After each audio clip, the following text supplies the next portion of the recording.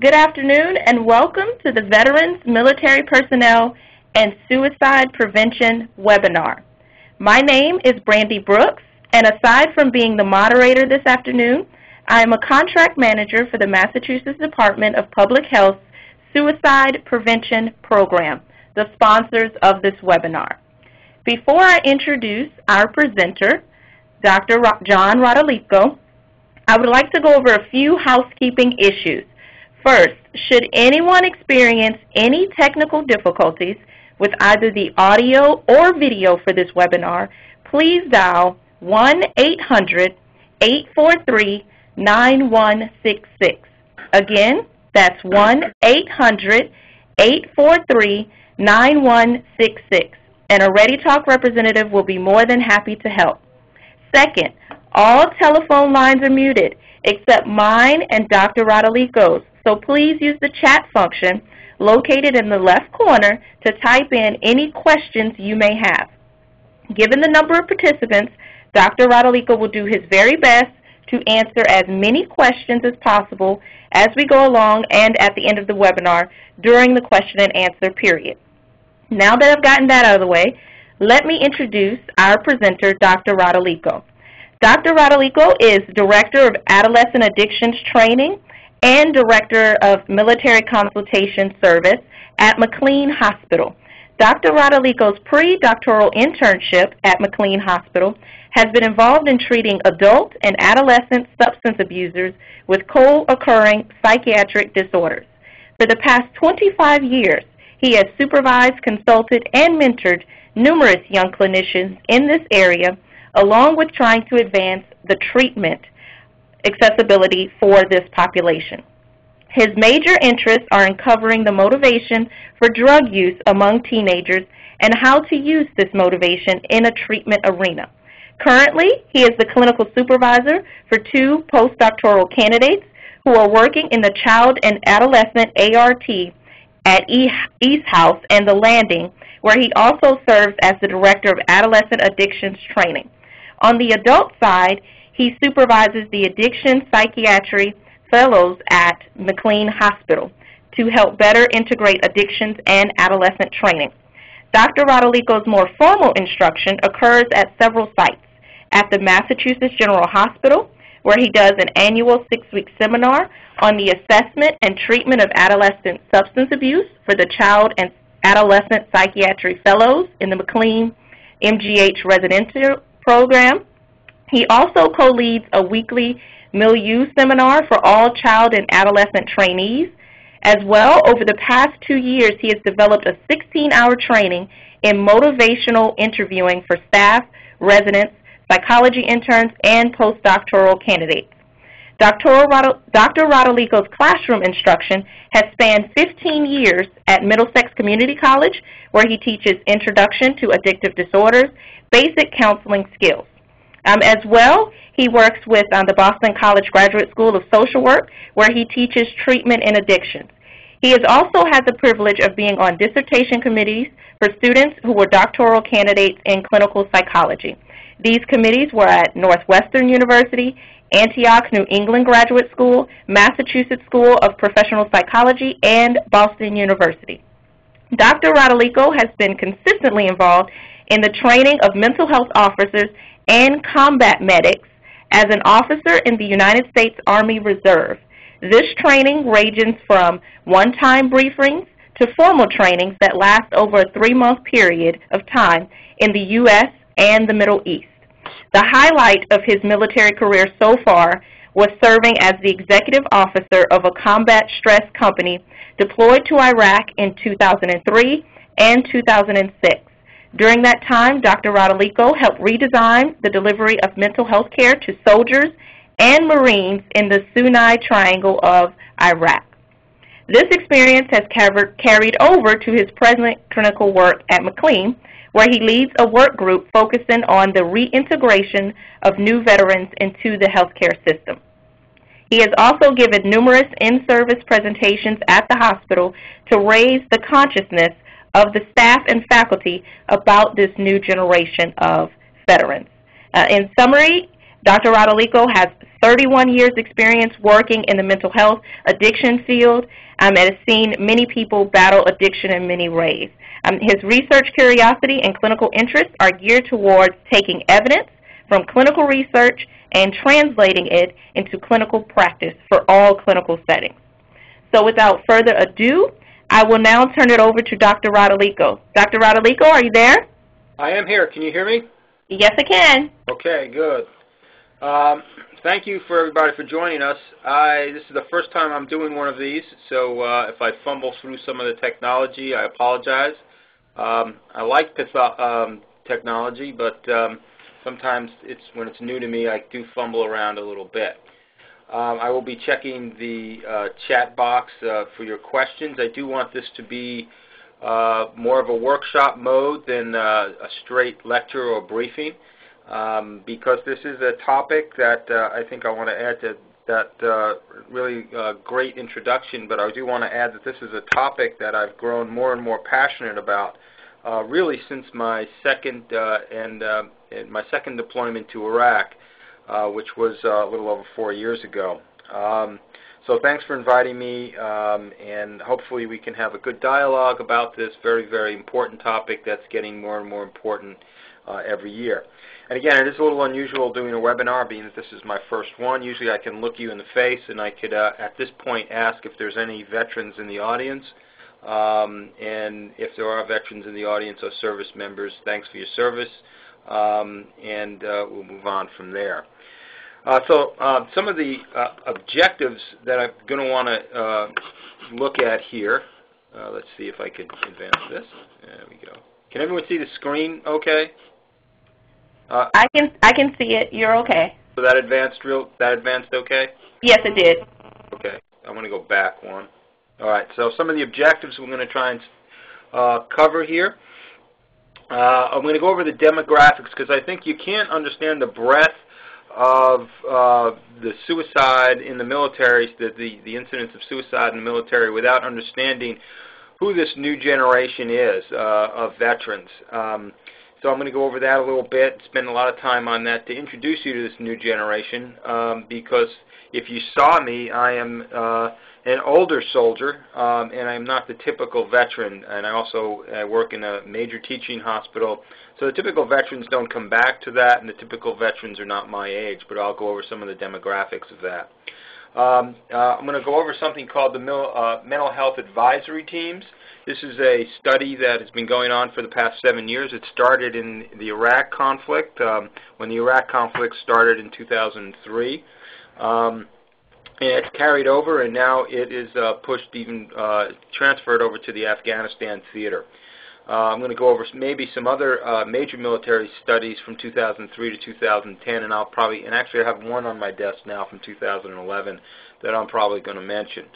The biggest thing I want to go over also in these objectives is the military culture and what the military culture is and how it impacts suicide. I think this is something that doesn't get written about a lot in the suicide literature, but it is something that is worth discussing. And of course, finally, the military interventions that are being done these days. I should say right up front, the military has been wrestling with this issue for many, many years. I know General Casey, the former Chief of Staff of the Army, has made it his own personal project at this point. And I want to talk a little bit about some of the new interventions that we have going in the military. And then, of course, discussion throughout, so I will continuously be looking at this box here to see if I can get to some of your questions. Okay, so without further ado, let's move on to another slide. Whoops. Okay. Again, you can't have a discussion about military issues without using acronyms. So what I do when I give these talks is I give you a little cheat sheet with all the acronyms that I might have in my slides. OIF, Operation Iraqi Freedom.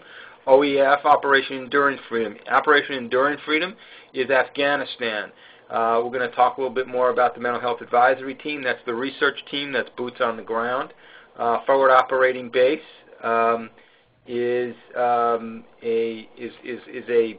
basically a base where most of the military gathers, or where they live, and then they go out and from patrol from there.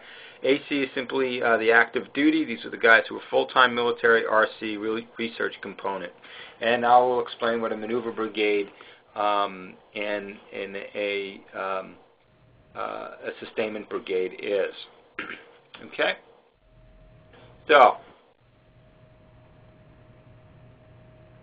So who is this new generation of veterans? One of the things that I do with, you can see that on this slide here, it says new generation of veterans. One of the things I do with a live audience that I really can't do here, but what I do is I ask the audience to actually picture 5 Marines coming back from Iraq or Afghanistan with M16s wrapped on their shoulders. Most people will picture a bunch of men.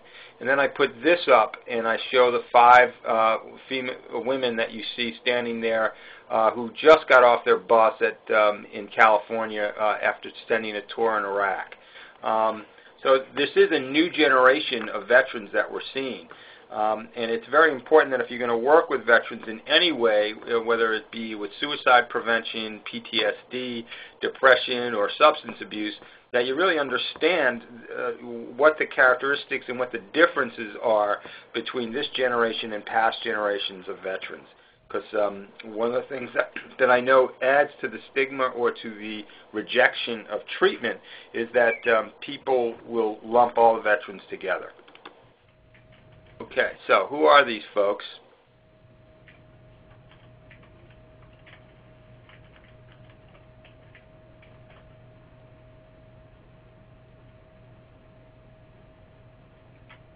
Okay, so let's just go over how many people have been deployed. Presently, there have been 2.2 million soldiers and Marines deployed to Iraq and Afghanistan. Some numbers here about this. If you've been following this at all, you know the really good news that all of us received about a month ago is that we're going to be pulling all of our troops out, most of our troops out of Iraq within a month, at the end of this month. Which is going to bring our troop rates very minimal into that theater. At one point, we had as many as 164,000 troops in Iraq, and in the beginning of that war, we had as many as close to 200,000 over there. So that's quite a big deal that's going to occur on the 31st or before the 31st.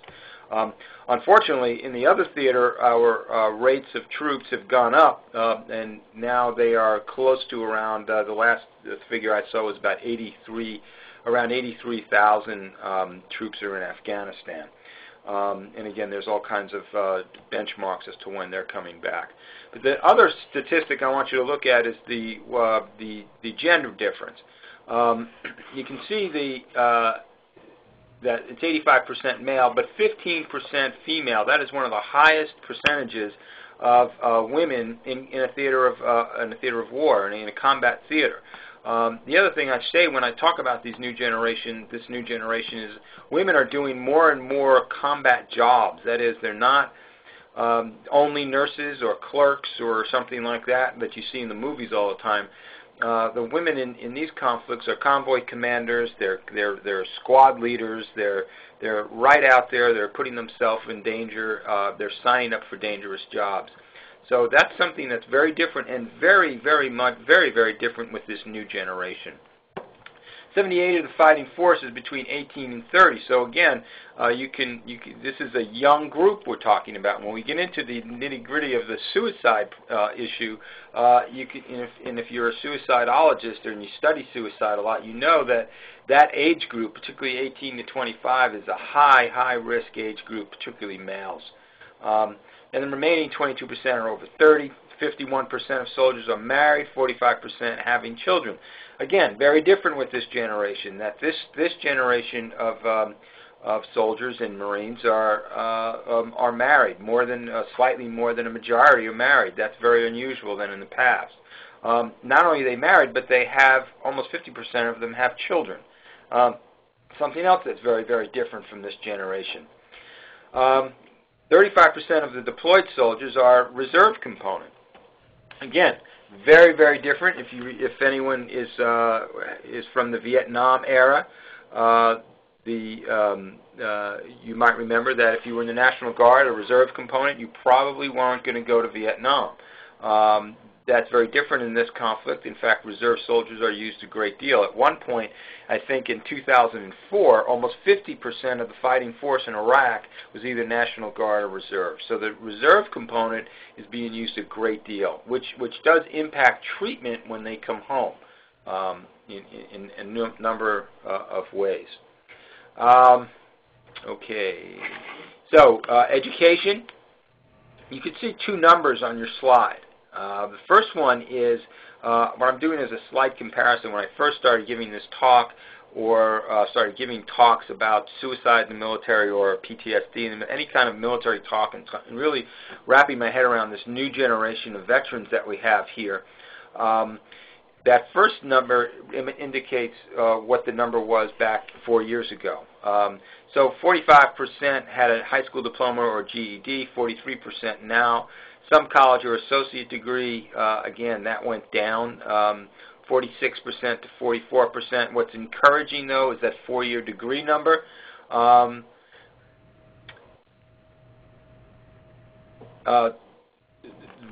just looking at the note that just came through. I'm sorry. That 4-year degree is very different. You can see that more people are getting their college degrees at this point.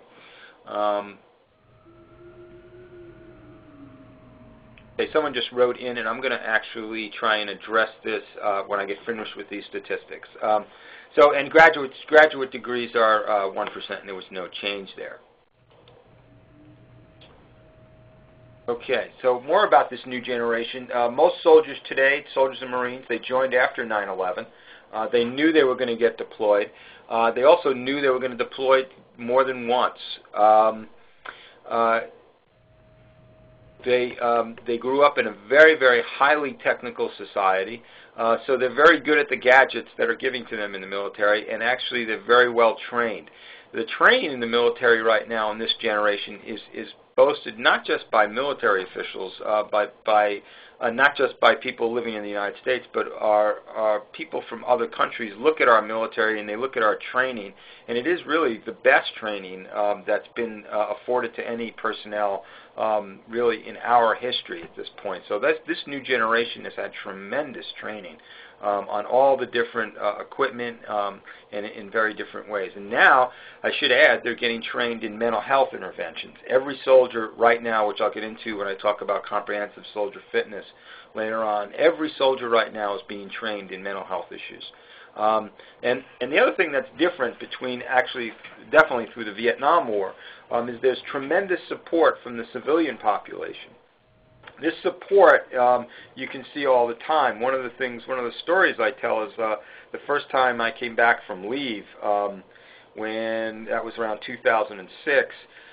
First time I came back from leave, I had to lay over in Atlanta airport, and I was exhausted after flying for about 22 hours. You go from Baghdad down to Kuwait, and then over to Atlanta from there. So it's quite a long flight, and there's a layover in Ireland somewhere. You're in the air for about 22 hours, and you're exhausted. And I came home, and there was a stream of Vietnam veterans there welcoming us as we came off the plane from leave. And it was just to this day, one of the most touching moments I've had in my life. Just seeing that kind of support. And anytime you go into an airport when you're in your uniform, the support is just unbelievable. So I think that's very different, that this generation is seeing that support. What I've heard from some of the younger guys is they don't have a comparison group the way we would talk about it in research terms. I do have a comparison group because I am at the edge of the Vietnam era. So that's just a real plus for this new generation. Okay, now the other thing that's different in this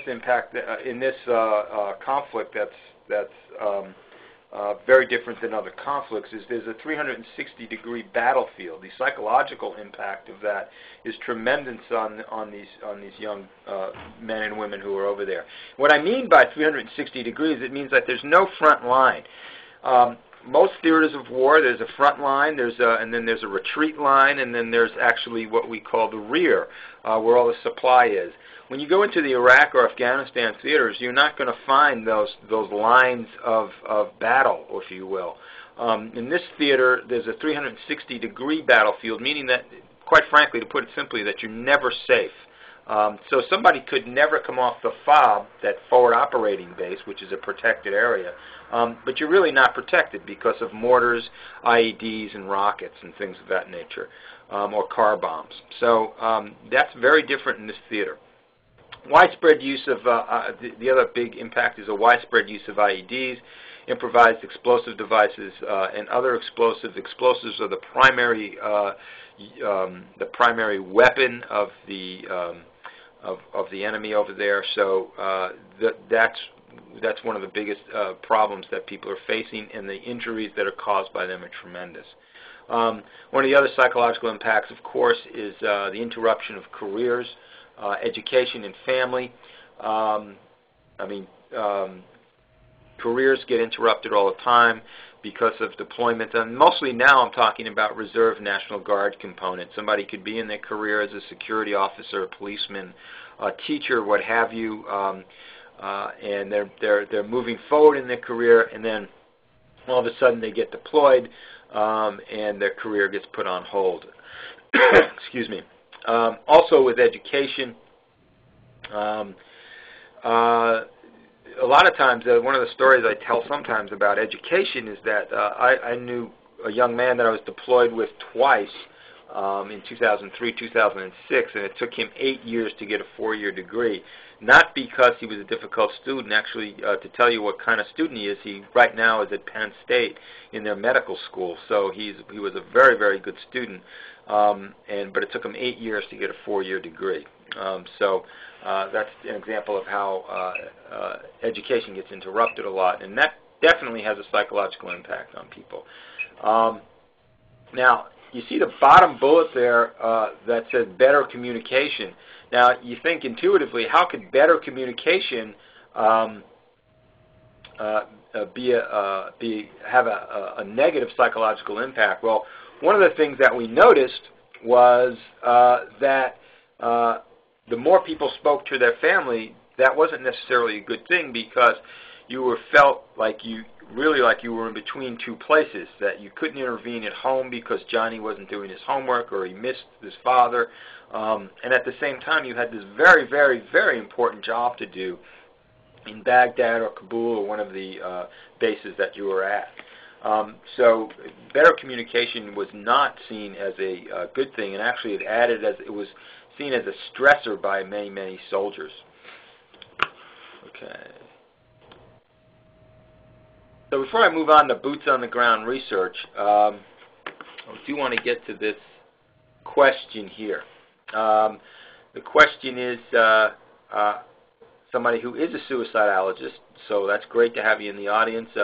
And the question is, suicide season is March through May.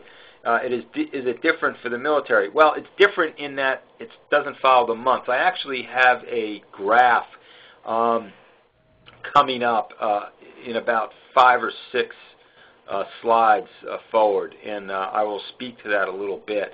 It does have a pattern to it, but it's usually the length of their deployment at certain months in their deployment that happens. Thanks for that question, and I'll try and be as sharp as I can with paying attention to these questions. Okay, so boots on the ground research. What this is there's not a lot of research boots on the ground, meaning what I mean by boots on the ground, by the way, is that in theater, in Iraq, in Afghanistan, that we're doing research on the soldiers, asking them questions while they're over there. So what the Walter Reed group did, the research group down at Walter Reed, was they came up with the mental health advisory teams. And what these teams were was a team of military officers, mental health officers, one led by Colonel Carl Castro, who's a leader in military psychology and psychiatry. And he took a team over there in 2003, traveled to the Iraqi theater, and now they're traveling to the Afghanistan theater. and to really just assess the current behavioral health of soldiers, get a real dipstick on, what's going on with these young men and women while they're in theater. And that's how they came up with the mental health advisory team. And it not only examines, what the mental health is of the troops over there, but it also spends a lot of time, particularly in the more mature surveys of the past 3 or 4 years, is what's going on with the delivery of the behavioral health care over there. Are soldiers getting to the care they need? Is the care available? Who's getting the care? And, of course, they analyze the information obtained and they provide the recommendations. So these are just some of the findings, and I'm going to update the findings with the latest one. Of course, just like all research, this is a couple of years behind, but I have the 2010 one, so I'll try and add to that in a second. So I want you to pay attention to the right of this chart. You see maneuver and support and sustainment. You can see there's a significant difference between combat exposure. And that makes sense because maneuver units are the units of the guys that are kicking in the doors, that are shooting at the bad guys and getting shot at.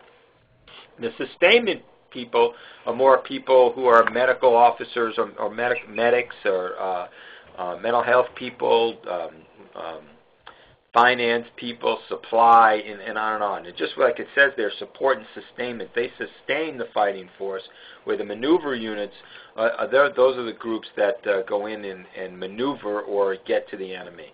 And you can see that combat exposure between OEF, which again is Afghanistan, has gone up from 2005.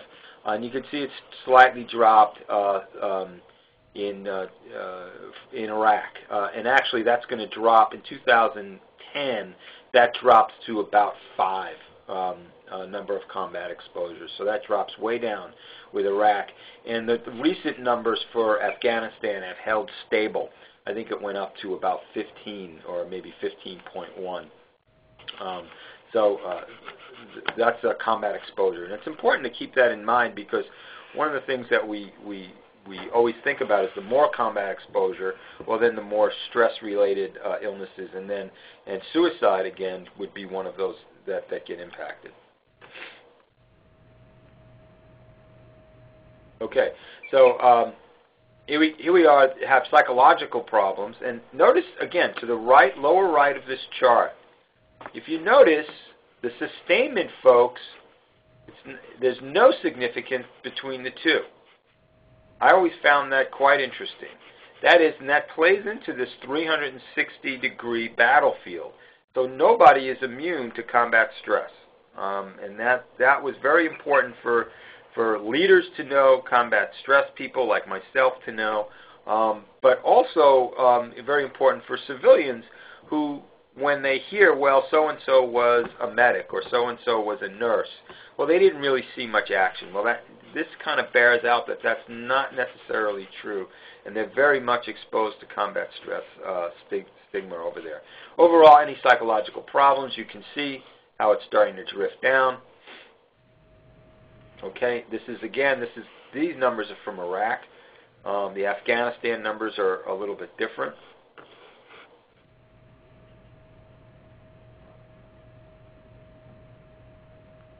The effects of multiple deployments, you can see the difference here.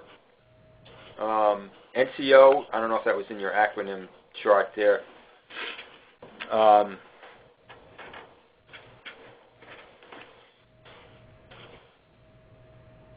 The chart on the left is the NCOs, any psychological problems. Those are basically the sergeants, staff sergeants, sergeant first class, and first sergeants. These folks, you can see that third deployment really does boost it over. And one of the things that we've known from this data is that the third deployment could be any kind of deployment. It could be, in other words, it doesn't have to be 3 deployments to Iraq. It could be a third deployment to Bosnia. It could be a third deployment to Kuwait. It could be a third deployment to even Germany. It's just that third time of being away from your family for, let's say, over 6 months or to a year. Those are some of that's what those numbers are represented of. Marital problems, you see the same thing. First and second deployment. Third deployment, again, you can look at that. It almost triples. It more than doubles. And which is an interesting phenomenon that between the first and second deployment, you don't see any increase in marital problems, but you do see an increase in, like I said, a great increase in the third deployment. And again, one of the things I've learned over the years is that that third deployment can be any kind of deployment at all. Okay, so I'm gonna try and get some questions here. The first question is, what are the total number of people polled and who compiled the data? The data was compiled by that Walter Reed group, led by Colonel Carl Castro and his group down at Walter Reed. Let's see, I do have the sample number here. The N was, and this sample that I'm talking about now, this last sample, was 911 service members. Okay. And the second question, are these numbers from 2009? The numbers that you're seeing in the slides are from 2009 because I actually have the numbers from 2010, which just came out right in front of me. So I'm going to try and augment those as much as possible. Okay. Thanks for asking these questions, though, and I'm going to try and stay alert to them. All right, so that's the marital problems. And yes, these slides will be available. They're fine for. They will definitely be available after this. And is there a way we can get the 2010 numbers? Absolutely. I will actually send you the document when I send the slides that I'm going to be augmenting with, so you can read that summary yourself. Thanks for those questions. Next slide is OIF suicide rate. You can see the suicide rates and the difference in the theaters.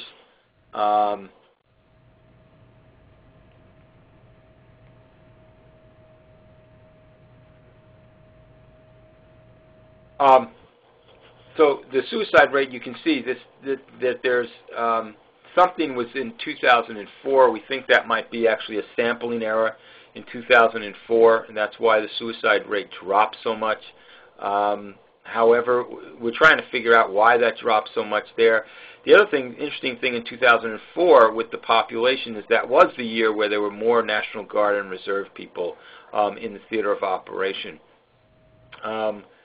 And you can see that the suicide rate continues to climb. The suicide rate, unfortunately, since 2008 has climbed even higher. It's at 26.2 right now, which is a very high rate of suicide in theater. And the suicide rate, what's really climbing, and what you hear about in the media all the time with suicide in the military, is that it's not just the rate of suicides of people being deployed, but it's also the rate of suicide of people who haven't been deployed. And the recent National Guard studies, just a little aside, get a little off the slides for a second, but in a recent study or tracking of suicides, there were 103 National Guard Reserve suicides last year, and of the 103, over 55 of them were from people who were not deployed, who were never deployed. So there was something else going on in the military or in the military culture that might be pushing this a little bit. The other thing is that in the past, the National Guard and Reserve numbers, if somebody, again, this is where understanding military culture is important and military traditions. The National Guard, as you hear on the commercials all the time, and reserves is 1 weekend a month. 1 weekend a month, well, that's when your commander, or that's when the Army is in charge of you, is just for those 2 days. Like I'm about to do my weekend starting in a couple of hours, actually. So at that point, I am working for the President of the United States until Sunday night. Anytime in between that, my actions or my behaviors are not the responsibility of the United States Army. So the suicide statistics, then if somebody committed suicide in between drills, well, that wouldn't get recorded. So what the Guard has started doing in the reserve component is now they are counting those in between, and so you're going to see these spikes in the suicide rates all the time. I want to take a question. Oh, it's from Jennifer Taylor. I wonder if this is the Jennifer Taylor I know. How honestly are the soldiers answering the questions? Do you have any way of accounting for that? I don't know how honestly they're answering the questions. That's always a problem, actually, but we've only got to go with what we've got here. I can tell you what they do is they try and emphasize the confidentiality of this thing is amazing, because I can tell you that when I was over there, I was in charge of one of our missions was to actually do these surveys with the soldiers, and it's like worse than taking a licensing exam. They're all each in individual folders. People sit wide apart. But how honestly do they answer it? Well, that's hard to tell, and that's hard to answer, actually. Theater suicide rates, to go on to the next question, theater suicide rates, that's in theater, meaning that the suicide occurred in Iraq or Afghanistan, or with these statistics that's up there right now in Iraq. Army suicide rate is the overall Army, anyone in the Army that committed suicide. Okay, those are the differences. And when the soldiers are on leave, actually, that's a very, very good question. The suicide rates are from active duty soldiers, not data from when they are on leave. When a soldier's on leave, they're still technically on active duty. So if someone unfortunately committed suicide when they were on leave, that would still count for an Army suicide at that point. What I'm talking about is with the Army Reserves, when they're not doing their drill status, then they are basically not in the Army at that point. They're not under the control of the Army. Hopefully that answered the question. Okay. Next slide. Okay, this just goes, this is the theater. Again, this is in Afghanistan or Iraq. Thanks for that question, helping me clarify that. And you can see the difference between the services. The Army has the highest suicide rate, the Navy not so much, the Marines the second highest suicide rate, and the Air Force hardly any suicide rate. Now again, the Army rate is because most of the people in Iraq and Afghanistan are in the Army, and the second largest group service component over there are the Marines, and then the Navy and the Air Force follow up. So that might be why those numbers are low. But here you can see the rates of suicide over a course of years. Okay. Before I move on, any other questions about that, about the suicide rates in theater? And then we're going to talk a little bit about what kind of services do these guys get when they're over there, and how are we trying to prevent suicide while they're over there, and then later on, of course, I'll be talking about what happens when they get back. Okay, so what kind of mental health services do they receive? Now, this is a topic that I can talk on and on about, because this is what I did when I was over there. There's something called combat stress control teams, or combat stress control units. And as you can see from the definition in that bullet, these are units that are specialized in mental health. And the key word there, by the way, is that they're mobile. They're not not set in the building. They're mobile. They're moving all the time. They're like a mini mental health MASH unit, if you will. And they have a unique set of functional roles. And the unique set is that most of the mental health techs, or not the providers, but the mental health techs, are cross-trained from being combat medics and mental health techs. So they can switch roles all the time. And that we've seen that was one of the interventions we made in 2006, 2007. And by doing that, we got these guys to kind of cut through a lot of stigma and and be able to kind of get the soldiers and Marines to ask more of our mental health teams. Okay, and then there's also division, brigade, battalion, and mental health teams also. So you've got these combat stress teams floating around all over Afghanistan and Iraq, but plus then you've got the more stationary psychiatrists, psychologists in the division headquarters, brigade headquarters, and battalion headquarters. Just to give you an idea, a battalion is about 1,500 people, a brigade is about 3,000 to 5,000 soldiers, and a division is about 15,000 soldiers. Are female soldiers more likely to commit suicide? There isn't a lot of numbers that are showing that. That especially while they're in service. I think the veteran numbers are going to start shifting in that way.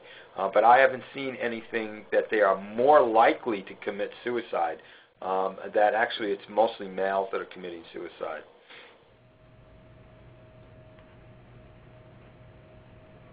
So let me give you a historical overview of these combat stress units. In 2003, mental health treatment wasn't sophisticated. It wasn't organized to get to the soldiers.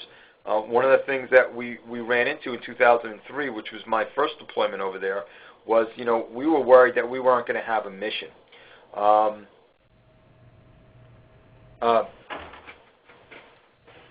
We were very, very concerned that we were not going to have a mission when we got over there. And so we really did pick up a lot of medical missions when we were over there. But also it was a different kind of thing, different kind of conflict going on. And that is that, that there was so much action going on at that point that people couldn't settle down to do any mental health work. In 2004, the reports started coming out of the theater that there were not enough mental health services. Well, it turns out that there were enough personnel over there, but it just wasn't allocated in the right spot. So what started happening was we started spreading people out a little bit more and making sure that they got outside of these FOBs and got to the soldiers. And by 2006, that was one of the things that my unit was integral in doing. It was pushing mental health services out to other more remote areas.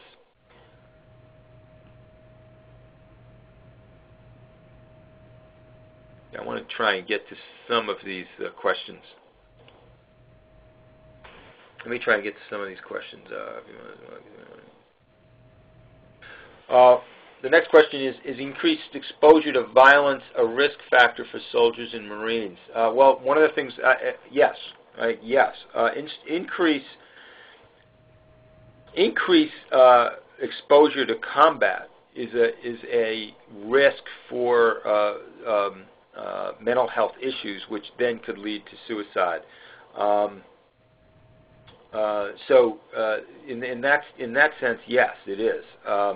But it doesn't always have to be that way. But the numbers do lean for more exposure to combat tends to lean more towards suicide, which didn't make sense when we looked at the National Guard numbers, and that's what we're trying to understand right now. And that's why I've actually shifted my thinking that, you know what, it's not the it might not just be the deployments, it might not just be the exposure to IEDs and to combat, but there might be something else going on here that we're not really putting our finger on, and hopefully I'll get to that a little bit later.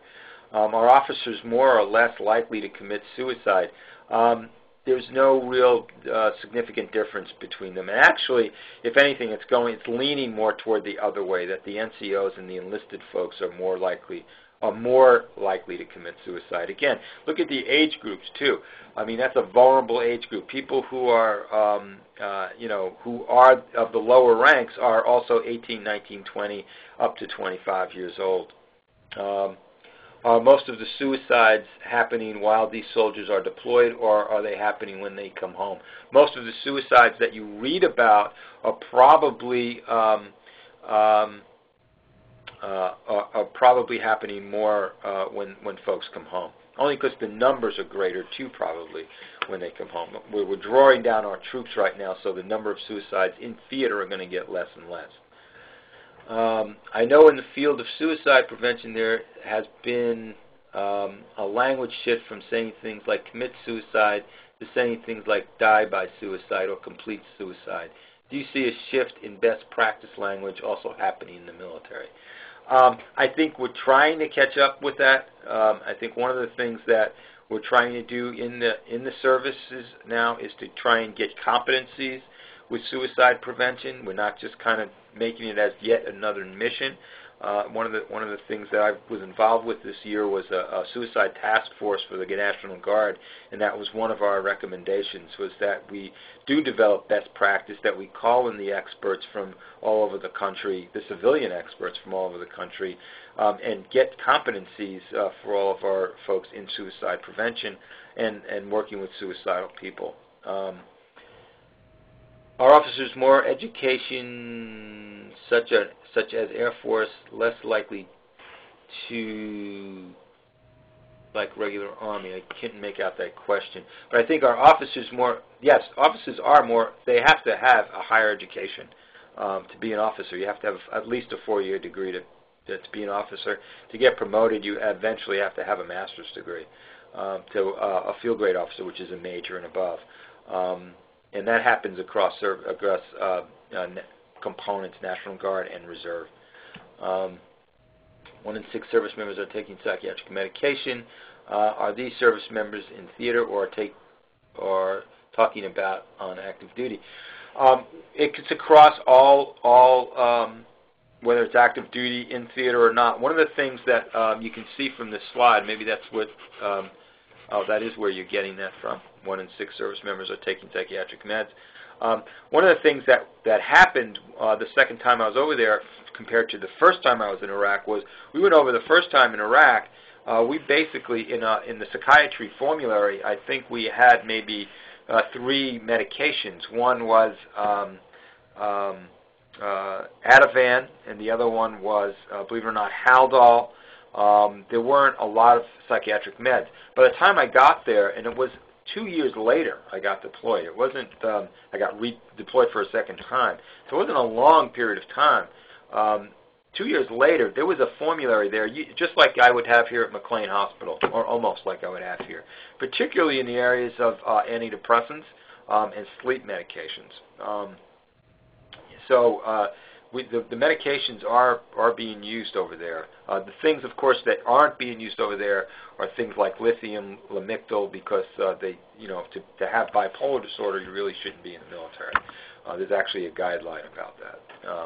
But the antidepressants, the sleep medications, you can get almost any kind of antidepressant you want while you're in theater. They have a full formulary over there, and of course over here, you can get anything you want too.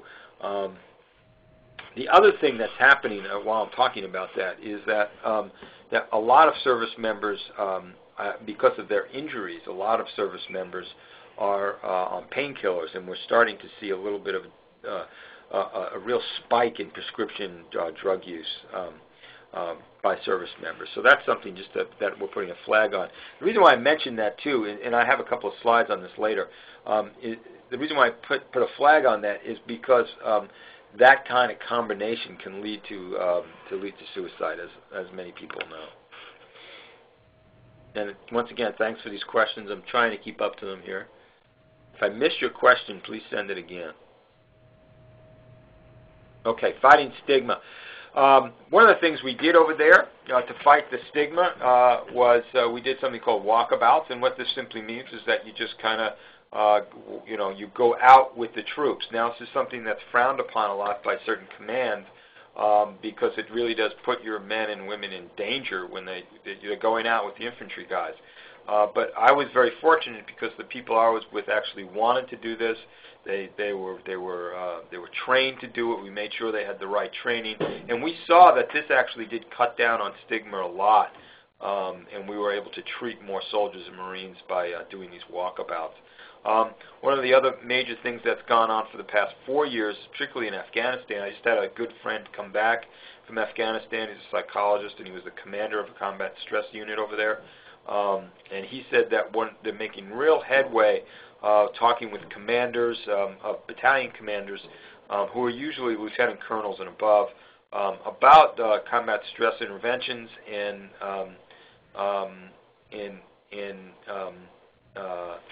combat stress interventions, and making sure that we're force multipliers and that we're not going to hurt their force. I'm sorry, exactly what was done during walkabouts. It was more than visual presence. They actually, what we would do is we would actually have them become part of the team. Our techs, as I said, were cross-trained, so they were medics. So, for example, one of the things we did is they would go out with the EOD units, EOD meaning the explosive ordnance disposal units, and they would go out and they would be the medic for that unit. So they wouldn't be put in danger, but if anything happened to anyone over there, they would be able to treat. By doing that, as they're going out to do their mission, they're talking to people, and also if unfortunately something occurred while they were out, this person is there to do the debriefing right away. So the idea was that, with these walkabouts was that, you served as a medic, but you also served as a mental health consultant at the same time. They would then do the triage just like you would for a medical injury. Let's say something happened, they would do triage, and if somebody needed follow-up, they would do it. Or it could be just having some presence. Sometimes one of the things we would do, one of our teams, one of the things that they did was they would actually go out to the watch posts, the outlook posts that are all over the outside perimeter. They would go out to them and just visit with people because you're pretty lonely when you're looking out at a desert looking for the bad guys. So they would go out and just chat with them and find out a little bit and see how they were doing. Just being available and knowing that we were human beings and that we were actually fairly good soldiers, that decreased the stigma a great deal. One more thing that we did is you see down on the bottom bullet there, it says the Ramadi groups.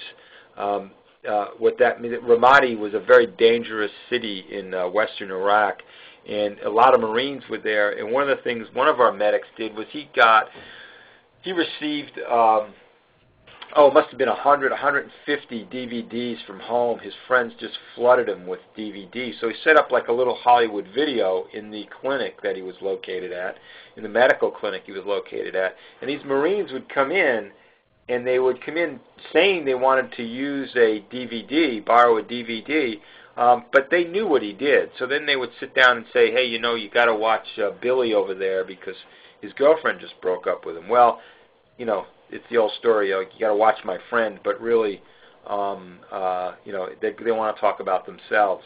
And I found what I would do, because I was an officer, I was a field grade officer, I would go around to a lot of the higher officers and just let them know our presence was there, as you said in your question. And then eventually they would start telling me a little bit about what it's like being away, what it's like being in command. Because I was in a command spot, I didn't have the opportunity to do a lot of clinical work over there, but I did. One of my things that I paid a lot of attention to was commanders over there, because they needed a lot of work, because being in command, you heard the expression, it's lonely at the top. Well, when you're in Iraq or Afghanistan, it's very lonely at the top. So hopefully that answers your question a little bit. So we did a lot of it. These Ramadi groups were very instrumental in cutting through stigma. There's something else I want to point out, Stoic warrior groups, which is based on Stoic philosophy and cognitive behavioral techniques, mostly cognitive techniques. This was run actually by a former Special Forces guy. I don't think they're ever former, but a Special Forces guy who became a social worker. And our division was 101st Airborne, and we would get these hardened 101st guys coming in there and talking about certain Stoic philosophy and things like that. And actually would talk about what it's like to be a soldier and being in these types of situations. High risk for combat trauma. This is pretty intuitive. Of course, friendly fire incidents, collateral damage, especially to children. Handling, you can just read through this stuff. Handling dead bodies, seeing someone else die. These are all high risk for combat trauma. Preventative measures in the war zone, giving a lot of briefings. What I was talking about before is doing debriefings in case an event occurred. We do a critical event debriefing. Again, the research on critical event debriefings, though, is not very good, but we would do some kind of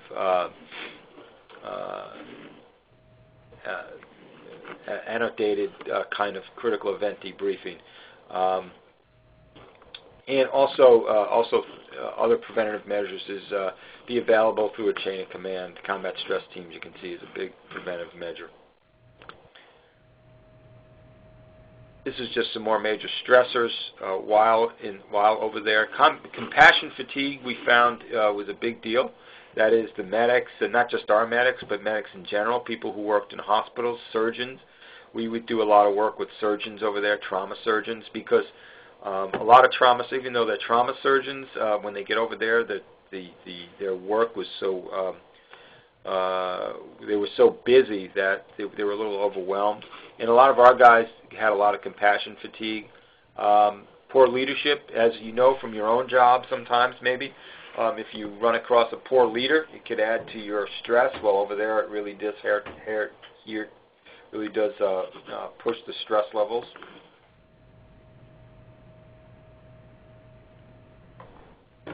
And as I said before, the communication inability to participate in home front issues.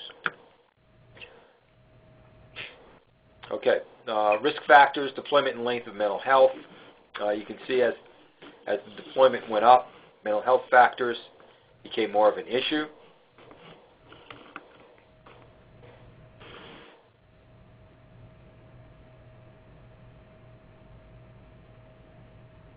Deployment length and separation.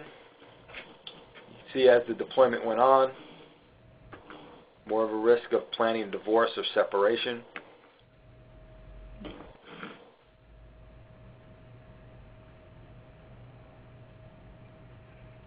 Okay, this goes back to an earlier question. Risk factors, deployment length, and suicide.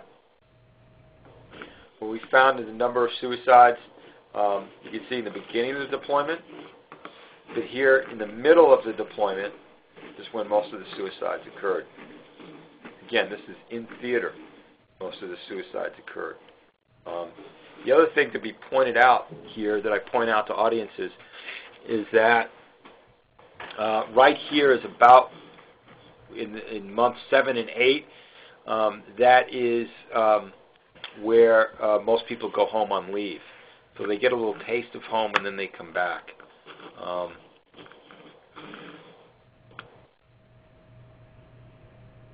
This is a little bit of the same. Although this is suicidal ideation, you can see it has the same kind of curve. Mid-tour is when it's at its best and its height.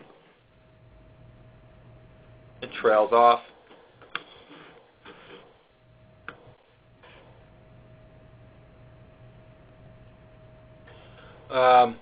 Okay, risk factors, separation and suicides, a little more about some of the factors. Failed intimate relationship is the #1 factor in percent of suicides. One of the things that the Army has done is they do basically psychological autopsies on every suicide that occurs, whether it be in theater or at home. And a lot of the statistics are even the ones from home are following the same statistics that you're seeing there. That failed relationships are probably the #1 contributor. failed intimate relationships, so partnership relationships. And I suspect, because these, like I said, these numbers are from 2009, I suspect that the 2010 numbers, although I don't have this exact chart for 2010, that these numbers are going to be very different to the right of the screen. The job problems are going to really be contribute to some of the suicides. And one of the things you might know about this newest generation, which we thought we weren't going to have with this generation of veterans, was job issues, joblessness, and homelessness. But that seems to be also on the increase right now. I think veterans have a much higher unemployment rate than people who have not served. So, and the president, I guess, is signing a bill to try and do something about that.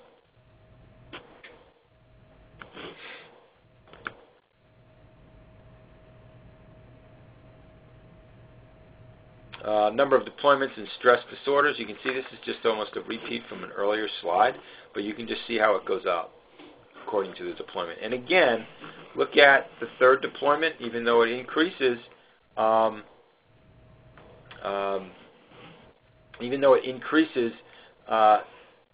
could be any kind of deployment.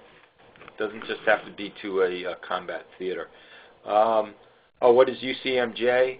That is the military code, Uniform Code of Military Justice. It's basically their penal code. It's their laws. That's what it is. And I'm sorry I didn't. I'll go back to that slide. So that means people who fell into UCMJ as a suicide risk. That was they got in trouble with us in some way and broke the law. And the laws are very different, by the way. It's part of that military culture. The laws are very different in the military. In other words, if you show up late for work in the military, you technically broke the law because you abandoned your post. So that's they get pretty strict about that. Any questions more about these numbers? Because I'm about to move on to something else.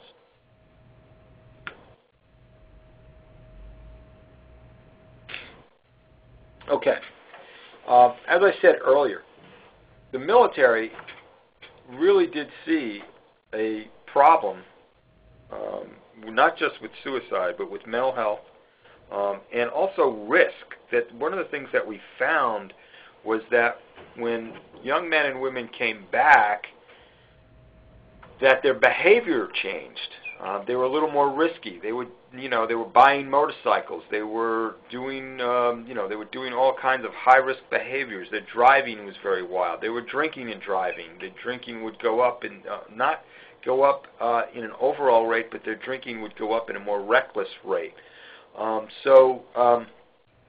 of the things that happened in 2009 was the Army put out a huge report, which you can get right online, and that's why I made a slide so you can just look at it and then pull it down and download it yourself, on health promotion, risk reduction, and suicide prevention.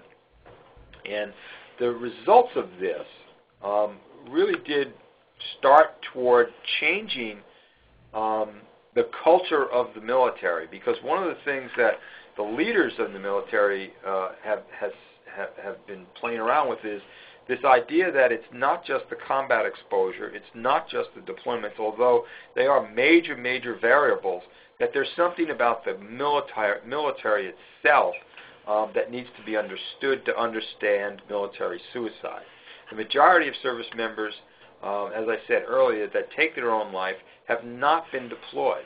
So there's something about the military culture that needs to get changed if we're going to bring down suicide in the military. And again, the goals are like any kind of suicide prevention. Is one suicide too many, and the military carries that goal.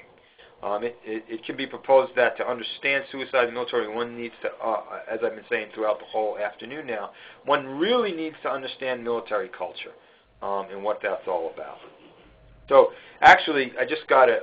You're seeing more and more, and for those of you who are not in the military, there's more and more kind of seminars or talks being given about, like, basically Military 101, what is the military culture? What is it? How is it different than the civilian culture? Because unfortunately, or fortunately, I think more fortunately, that a lot of these men and women that come back, particularly in the Northeast, where we don't have large military bases, civilians are going to be the ones treating this group of veterans. It's not just people at the VA. Someone mentioned we were talking about women before, and what we're finding is that women are kind of flinching away from the VA. And the VA is doing a tremendous job trying to attract women to get their treatment there, but they are flinching from it. And that is where the civilian population and civilian providers could really pick up and help female veterans. So understanding the military culture is very, very, very important. On this slide, it's just a kind of a graphic to show that when you have an increase in depression and PTSD, you have an increase in traumatic brain injury, which isn't in the scope of this talk. When you have, of course, there's an increase in traumatic amputations because of the tremendous equipment that's being given out these days. And of course, we're seeing a slight increase to an increase in drug and alcohol use. I mean, all of that adds up to what? It adds up to a perfect storm that's going to increase your suicide rate, because all of these variables together will increase your suicide rate.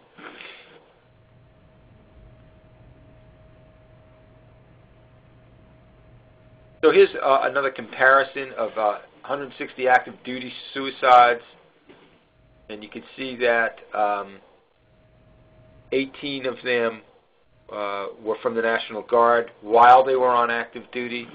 5 of them were from the Army Reserves while they were on active duty, and then this remaining percentages here to the left of that pie chart were people who were not on active duty or were not deployed or in a full-time status when they committed suicide.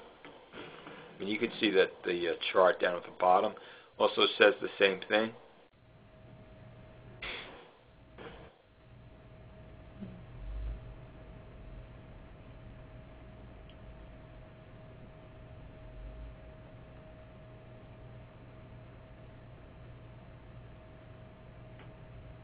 This also is what I call the bullseye of the view of that storm, that perfect storm. And one of the things from that report that if you thumb through, it's a large report, so you're probably not going to read the whole thing, but if you look at the executive summary of it, you'll see that what the Army is trying to do is to really look at these risk behaviors.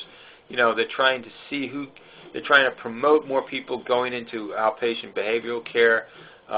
They're really trying to monitor the prescription drug use, inpatient behavioral care, and then all of that comes back and it contributes to suicides instead of just zooming in on the suicide rate itself. I've got a few questions here. I just want to read some of these. You've avoided talking about the fact that leadership continues to promote the stigma and actions that say we don't tolerate mental health weakness in our unit as it affects unit productivity. Do you think we are making any difference in that problem? I think that's part of the culture I was talking about that we are trying to change. This is going to take as you know, when you change cultures, I mean, the Army just celebrated, its 226th anniversary. I mean, there's a lot of traditions and cultures that need to change if we're going to do something about the suicide rate. I think I'm seeing a shift, but you're absolutely right. I'm seeing it more, and it's not just because I'm an officer, but I'm seeing it more with the change of the stigma with the commanders. I think they are on board with this. I mean, I had the privilege about 10 days ago to talk with General George Casey, and I mean, he is all over this stuff, but he is so high up, or was so high up, that he's not talking to the first sergeant. So I think your question is a good one, and those are the people that we need to deal with. Recently, I was part of doing a survey a year and a half ago where we actually were asking soldiers about stigma, not so much as it pertains to suicide, but as it pertains to just mental health in general. And what we found was that the younger guys, or the guys that are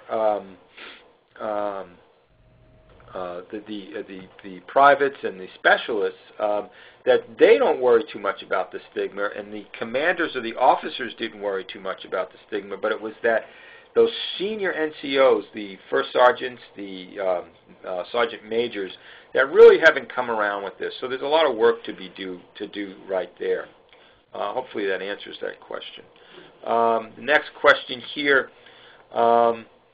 Can you clarify a statement that the major of military members who died by suicide have not been deployed? Where does PTSD and other issues from the following slide come into that?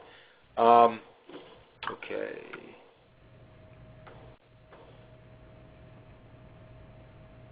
Well, I mean, I think that's something we're trying to understand is what is it. We actually are looking at the screening process, and that maybe people came in with some psychiatric illness that was not picked up, and that might be why that's occurring more.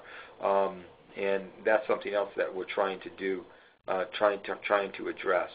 I work with an organization that focuses on problem gambling. Do you take any information on how gambling affects those in the military and veterans? I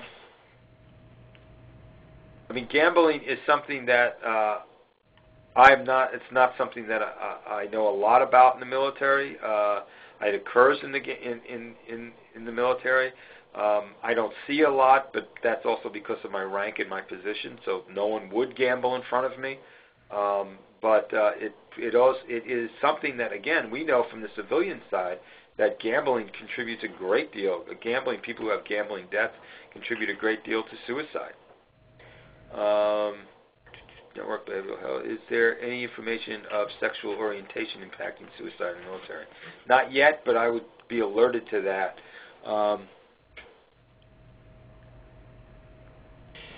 The next question.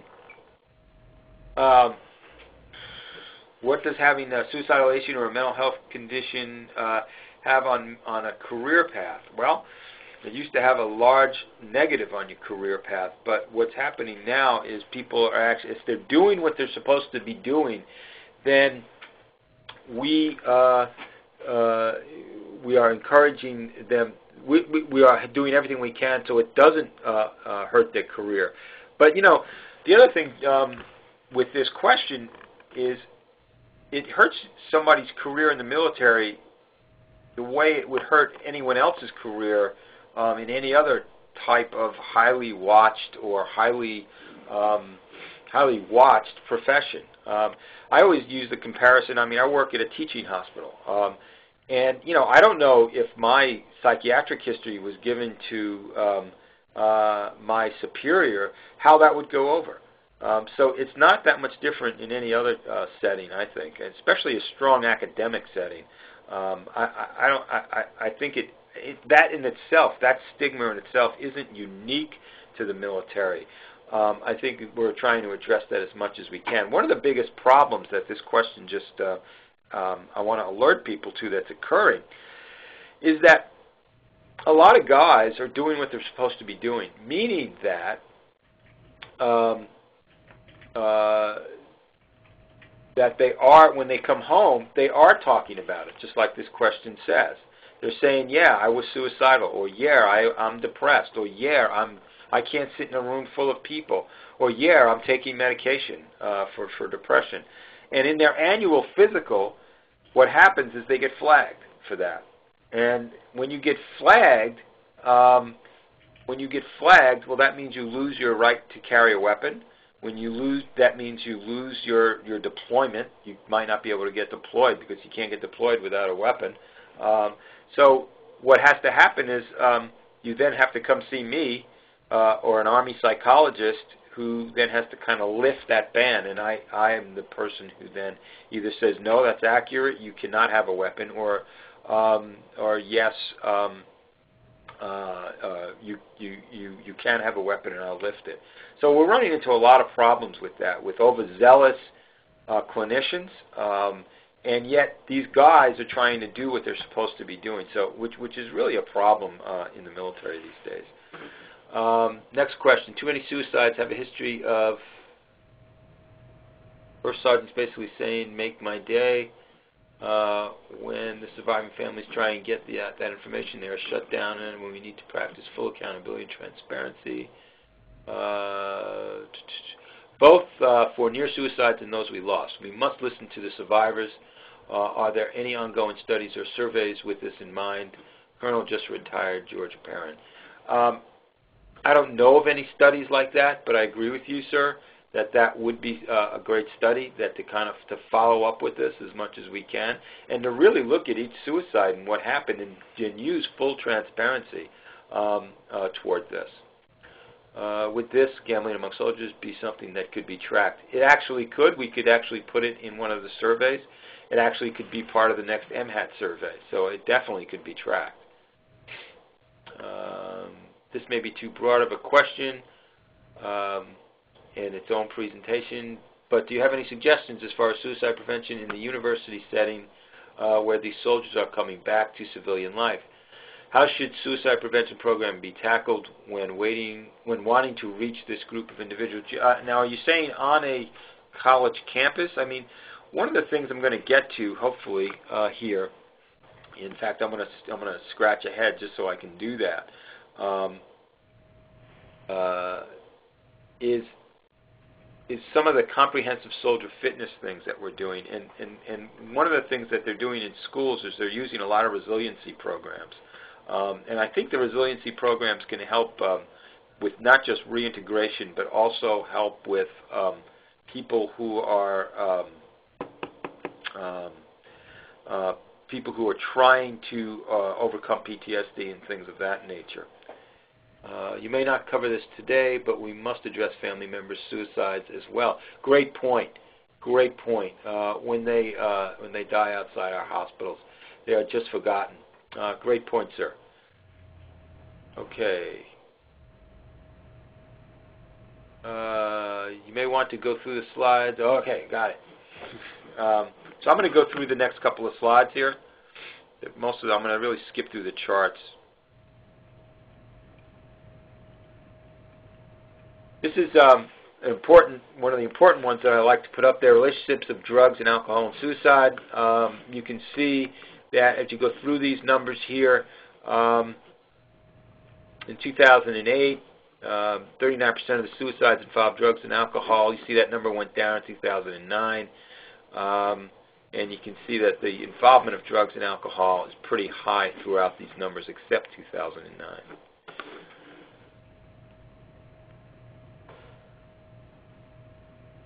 Okay, this slide just kind of outlines the methods, and this is kind of intuitive also.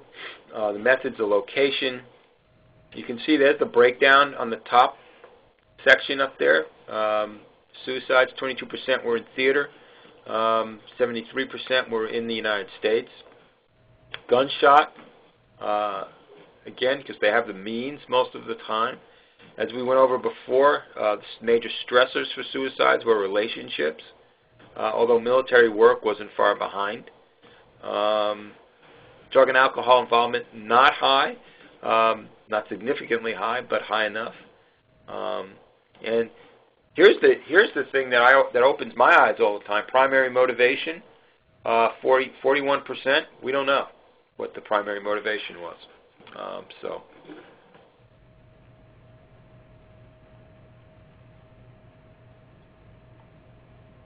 Some more demographics.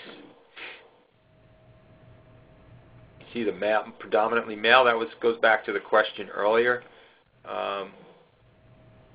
Suicides are predominantly male. It is race, Caucasian, predominantly Caucasian. About half and half military status. Junior enlisted. Those are the younger guys. Career field. So the infantry guys had a pretty low rate of suicide. Again, that goes to combat exposure, so it goes against the thinking that combat exposure directly influences this. Deployment history, 1 or more. Okay. Now, I do want to spend a few minutes talking about reintegration in suicide. Now, we've talked a lot this afternoon about what happens in theater. but I want to spend a few minutes of what happens when someone comes home. I always say it's the happiest day of somebody's life, but soon after that there could be feelings of detachment, not belonging to the world, and the world went on without them.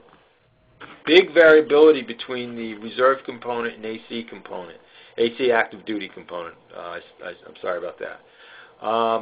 The biggest difference is I can tell you that, for the reserve component, people are, they should be sitting in Baghdad or Kabul or Kandahar, and 1 week later be sitting in their living room without a uniform on, and just gone from one highly intense, high op-tempo operation, combat operation, to back to their home in Lexington or wherever they're going to, Southie, and within 1 week. The AC component, the active duty component, comes back to a base. They come back to other people who are all in uniform. They come back to their kids who were with other kids who had fathers and mothers who were deployed. So there's a big difference between that, those two components. And the other thing is that what the soldier tries to do is they try to use the same skills that they used in theater at home. So, if they were using defensive driving, if they were very hypervigilant to the roads, they'll use that as defensive driving when they came home. Now, reintegration varies from soldier to soldier. There's no set process. Simple tasks, one of the common things are simple tasks, seem difficult or boring. Driving is not comfortable, and it's often reckless.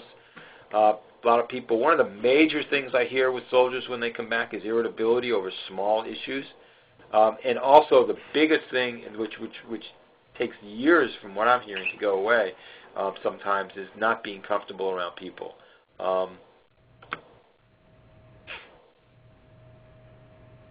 Roles have shifted. Another big part of reintegration is soldiers lose developmental stages of their child's life. So, for example, if you're a soldier, if you're a mother and you're a soldier and your child is 3 years old, well, you come back and your child is now 4.5 years old.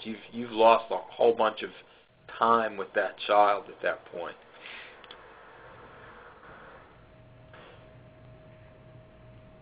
And this is just a slide that outlines the battle mind thinking, where you're using combat skills and you're transferring them in a healthy way to a home, to the reintegration skills. Comprehensive soldier fitness. This is one of the major interventions that the Army has made over the past couple of years. And as I said, General George Casey, the Chief of Staff, has made it his personal project. And there's just a quote from General Casey. One of the big things he preaches is that he thinks his thinking is that we should approach mental health the way we present physical fitness. So that is, if somebody's struggling on a PT test, and they need intervention, so we'll give them extra help, give them remedial help for their physical fitness. Well, then we can do the same thing with mental health, and that's the way we should approach it. It's more of a holistic approach that also includes substance abuse. The emotional training, training the person emotionally the same way we treat physical training. That's, as I said before. And a big part of comprehensive soldier fitness is this thing called resiliency training, which is based on Marty Seligman's positive psychology. And it teaches leaders to instill resilience in their subordinates. And there's a whole campaign going on. This goes back to one of the early questions that we're really trying to send this out to the NCOs, to those mid-level leaders, and teaching them about resilience and how that there's different ways of leadership and how to build mental health within your training project, your training year. Some of the early results, what we found, is this is the articles at the bottom of that slide. There's fewer symptoms of PTSD, less symptoms of depression and stress,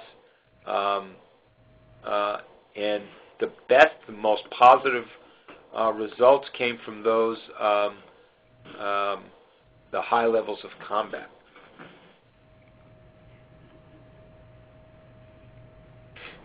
Every soldier will transition home in their own way.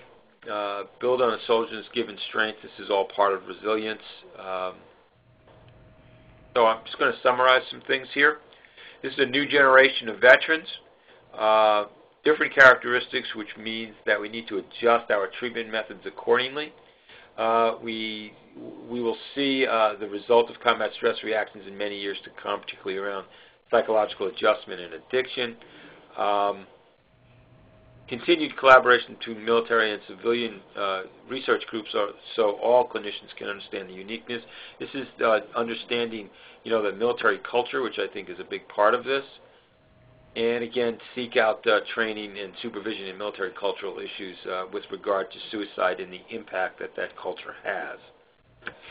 The main thing that I tell people, and I tell people because I get approached all the time by colleagues who want to treat veterans and people in the military, and they want to think they need special training other than learning about the culture. The main thing I tell people is to listen to their story.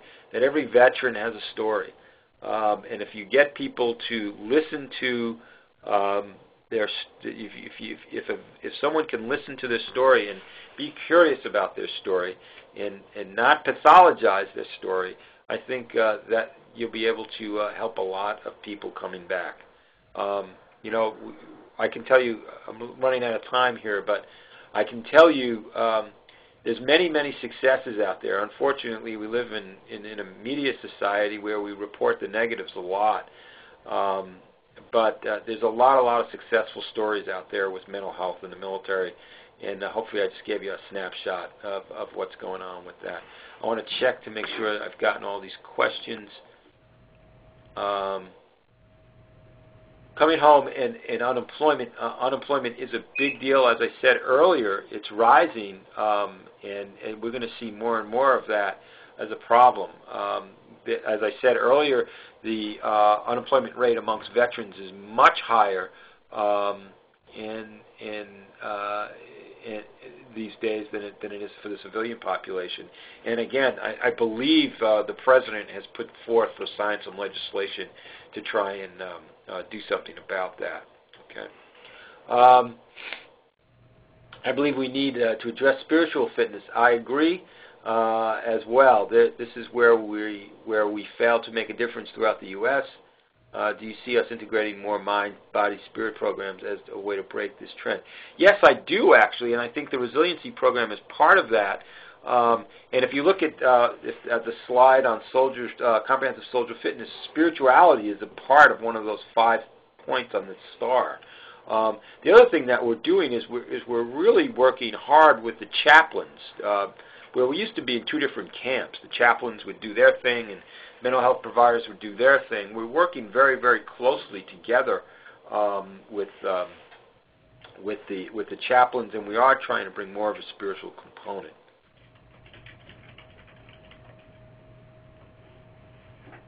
Okay.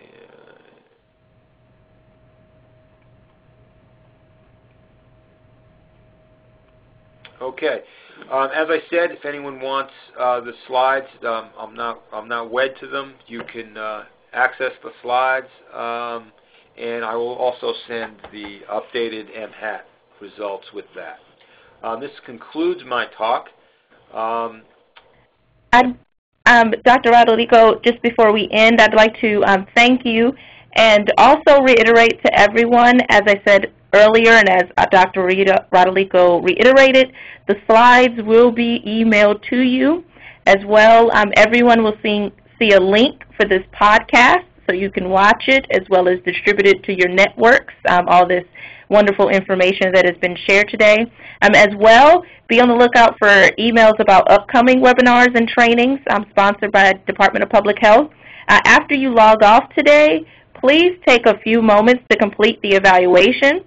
I hope that you've gained more knowledge about the recent trends, policies, and techniques used to help veterans and military personnel exhibiting suicidal ideation and/or behaviors. Thank you, Dr. Rodolico. Thank you all for participating, and have a wonderful day. I don't know, Dr. Rodolico, if you have any concluding comments you want to add. No, I think I already made it, which is that you know, we're moving forward with this. This is a tough slug, and I think we're going to keep doing this for many, many years to come as these conflicts hopefully keep winding down, and we bring our boys and our girls home, and we'll just keep fighting all of this stuff. And I want to thank everyone for listening and putting up with I was a little clumsy on the technology, but hopefully this was helpful. Thank you all. Have a good day. Thank you. Please stand by.